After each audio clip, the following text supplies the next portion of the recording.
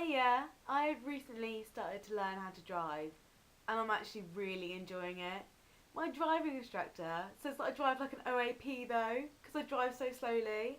I'm only driving slowly because I'm just cautious and I don't want to crash into people, and I feel like I have more control over the vehicle when I'm driving more slowly. But apparently, I need to put my foot down some more, so gonna have some more thrill-seeking lessons.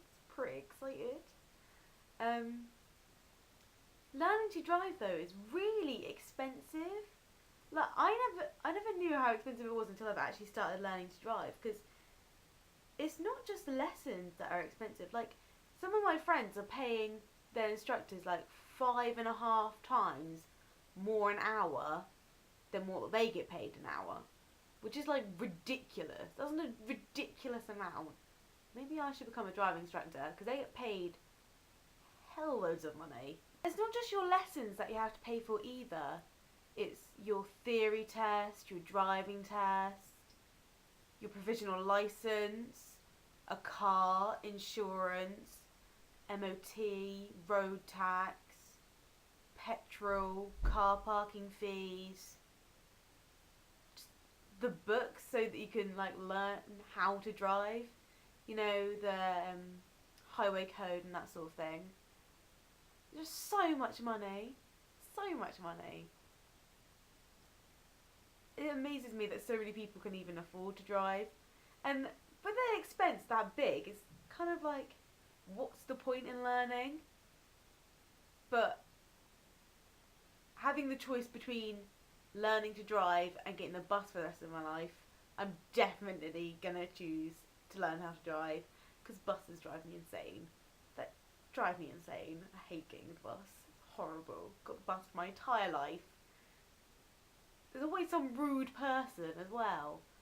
And like that person behind you that sneezes, and then you're just like, ooh.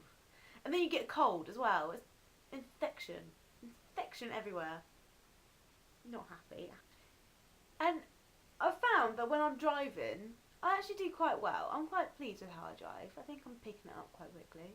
Or at least I like to think that. I don't like to think I'm a bad driver yet anyway. So embarrassing when you stall. It really is. And you always seem to stall in the most awkward places. Like on the roundabout or at a junction when you've got like a queue of cars behind you.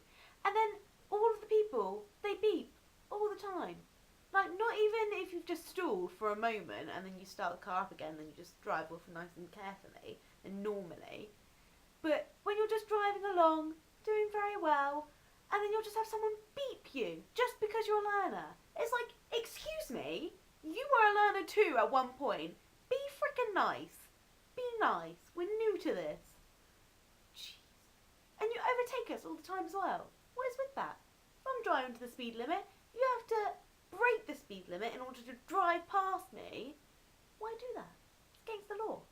Don't do it. If I'm doing under the speed limit and you're in a bit of a rush, fair enough. I'll let you off for that. Any other moment, don't do it. Just don't. It's not needed. It's not necessary at all. Since I've been driving, I've also been commenting a lot on my parents driving.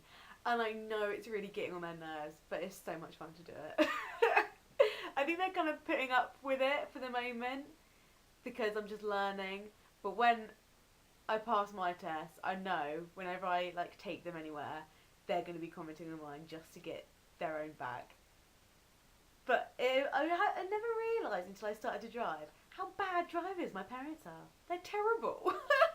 My mum keeps on crossing her arms over when she turns the wheel. I'm like, no, it's meant to be push and pull.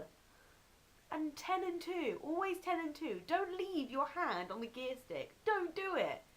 Not meant to. It amazes me that so many people have passed their driving test when they're just so bad. Like all those boy racers. What are you doing? Just, no, drive like a normal person. You don't need to go 60 miles per hour in a 30. You don't.